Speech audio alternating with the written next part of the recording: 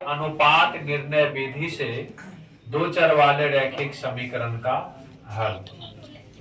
दो चर वाले रैखिक समीकरण युग्म का अनुपात निर्णय विधि से हल करने के लिए सबसे पहले अचर पद को लुप्त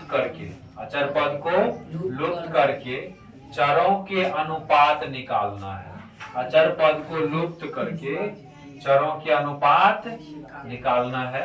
फिर दोनों चरों के आनुपातिक मान किसी एक समीकरण में रखकर अनुपात के अचर को निकाला जाता है। फिर प्रत्येक चर के मान ज्ञात किए जाते हैं। सबसे पहले अचर पद को लुप्त करना है। फिर दोनों चरों के अनुपातिक मान एक समीकरण में रख लेंगे और उस समीकरण में रखने के बाद अनुपात के अचर को निकालेंगे। जब अनुपात का अचर निकल जाएगा तब उस अचर के मदद से चर मान निकाल लेंगे। एक एग्जाम्पल है, उस पर देख लीजिए। 3x + 4y = 10, 2x - 2y = 2, यानी 3x + 4y = 10, 2x - 2y = 2। यहाँ से देखिए समीकरण 2 में दोनों तरफ 5 से गुना करने पर 5 से गुना करने पर, यहाँ पे करने पर जो है इसको करके लिखिए। क्या लिखना है? करके। समीकरण 2 में दोनों तरफ 5 से गुना करके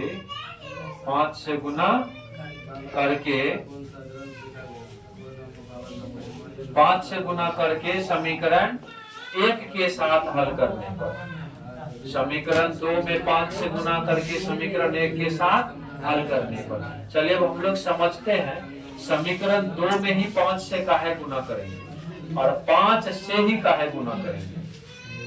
अचर पद को गायब करना। यहाँ पर 10 है और यहाँ पर 2 है, तो 2 जो है वो 10 आसानी से 2 नहीं बनेगा, है ना।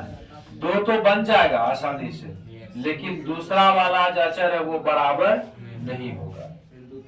तो यहाँ देख रहे हो ऊपर में 10 है, नीचे में 2 है। अगर इस 2 को हम 10 कर दें तो ये अचर पद जो है अपने आप क्या हो जाएगा? ये लुप्त हो जाएगा। इसीलिए समीकरण 2 में केवल 5 से गुना कर देंगे तो क्या होगा? 1 के अचर के बराबर हो जाएगा और घटा देंगे तो कट जाएगा। इसीलिए भाषा लिखे हैं समीकरण 2 में दोनों तरफ 5 से गुना करके समीकरण 1 के साथ हल करने पर। समीकरण 1 के साथ कुछ नहीं करना है, जैसे है वैसे क्या करना है? लिख देना है। 3x + 4y = 10। अब समीकरण 2 में 5 से गुना करना है, 2 है 5 से गुना करेंगे तो 5 × 10x। फिर 2y है, इसमें गुना करेंगे 5 से तो क्या हो जाएगा? 5 × 2 = 10y। फिर यहाँ पर 2 है, इसमें गुना करेंगे 5 से 5 × 2 = 10। अब हमें अचर घटाना है तो अलजेब्रा का घटाव करना पड़ेगा। मान लीजिए घटाने पर जब घटाएंगे तो साइन चेंज होता है, ये प्लस है तो माइनस हो जाएगा, और यहाँ पर माइनस है तो प्लस, प्लस है तो माइनस।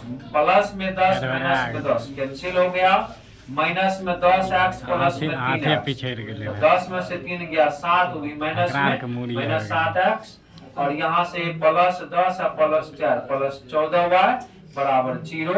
इन दोनों में देखते हैं -7 कॉमन है, -7 कॉमन ले लिए, बच गया x, माइनस कॉमन ले तो साइन चेंज हो जाएगा, और 14 में 7 से भागा देंगे तो 2 बच गया, y = 0।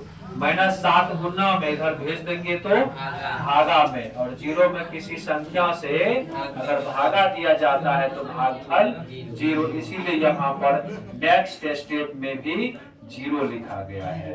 अब क्या करेंगे?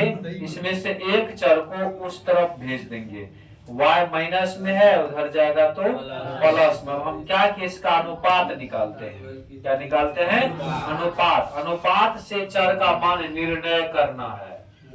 अनुपात से चर का मान निर्णय। इसमें अनुपात का उपयोग करना है और आपको पता होगा अनुपात तब होता है जब बट्टे में लिखते हैं।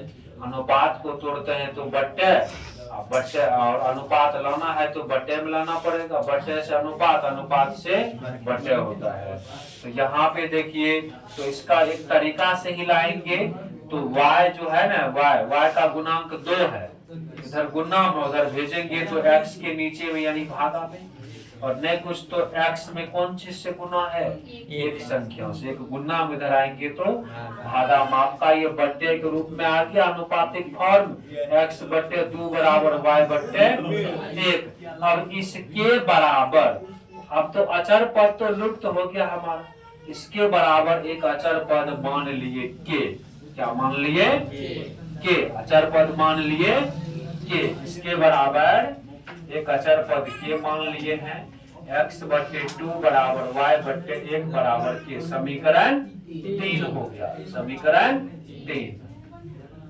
अब यहाँ से के मान लिया तो एक बार इस x वाले अनुपात को इस x के बराबर कर देंगे, एक बार y वाले टर्म को के बराबर करेंगे। when जब x बट्टे 2 बराबर के, नहीं कुछ तो के नीचा में एक कोना कोनी गुना, के में 1 से गुना करबे, के में 2 से गुना करबे 2 के, x में 1 से गुना करबे तो x, यानी x बराबर 2 के।